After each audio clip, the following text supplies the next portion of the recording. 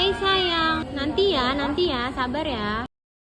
Inilah sosok ibu dan anak di Jakarta melakukan penipuan buka donasi sakit kanker. Diketahui jika ibu dan anak tersebut bahkan berpura-pura sakit di depan orang agar mendapat banyak donasi, dilansir dari salah satu akun TikTok pada Rabu 27 Maret 2024. Dalam video tersebut memperlihatkan ibu dan anak bernama Suherna dan R yang berada di rumah sakit. Saat itu, sang anak R nampak duduk di kursi roda dengan kain carik yang menutupi tubuhnya. Ia juga memukul-mukul kepalanya seolah merasa sakit kesakitan. Awalnya merekam video mengaku tengah berkunjung ke rumah sakit bersama temannya. Namun saat itu, ibu bernama Suherna datang meminta tolong untuk dipesankan taksi online. Sang perekam kemudian menanyakan soal penyakit R. Suherna, lantas bercerita jika anaknya baru saja operasi jantung dan sudah menderita gagal ginjal. Selain itu, Suherna juga mengatakan anaknya itu mengidap kanker di kepala sehingga akan dilakukan tindakan operasi. Mengetahui hal tersebut, sang perekam berinisiatif untuk mengadakan open donasi agar bisa mendapatkan kursi roda yang layak. Namun kemudian ia merasa jika R dan ibunya Suherna melakukan tindak penipuan sebab R sendiri tampak bugar dan bahkan bisa berlari. Hal tersebut membuat sang perekam pun memperingati netizen agar tak tertipu. Modusnya menipu di rumah sakit yang ada di sekitaran Jakarta, dimanapun ada rumah sakit akan dia datangi, kata pemilik akun dalam keterangan videonya. Selain itu, lanjut pemilik akun, Suherna juga kerap menjebak ojol yang ia pesan ke rumahnya. Tanya itu saja, sang pengunggah itu bercerita saat dirinya menelusuri tempat tinggal Suherna dan anaknya. Pemilik akun pun bertemu dengan Erna di rumahnya dan berbincang. Ia sempat mengatakan bahwa dirinya bisa mengetahui jika Erna berbohong, tetapi Erna tetap dengan pengakuannya. Selain itu, pemilik akun juga mengetahui bahwa Erna memiliki ponsel, padahal sebelumnya mengaku tidak ada. Adapun mengenai uang donasi yang telah diberikan padanya, pemilik akun bersedia untuk mengembalikan uang tersebut atau menyalurkannya untuk kebutuhan lainnya.